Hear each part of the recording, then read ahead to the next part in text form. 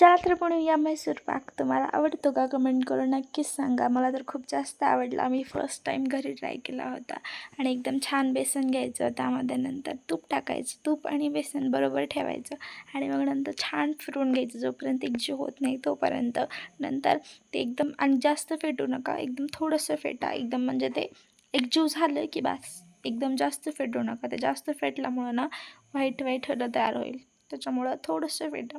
नंतर आपला पॅन ठेवायचा आणि पॅनमध्ये साखर टाकायची, पाणी टाकायचं. पाणी थोडंसं कमी टाकायचं आणि मग नंतर त्याची एकदम एक तार होत नाही ना तोपर्यंत त्याची चाशणी करून घ्यायची, पाक करून घ्यायचा आणि मग त्यामध्ये आपलं बेसन होतं ना ते टाकायचं आणि एक हळूहळू हळू तूप टाकत टाकत टाकत एकदम छान ते मिसळून घ्यायचं एकत्र होईल आणि मग नंतर ते एकदम सुटायला लागतं आणि एकदम पांढरशपट होतं. त्याला एकदम बाऊलमध्ये काढून घ्यायचं. झाला मैसूर पाक तयार. तुम्हाला आवडला का सांगा.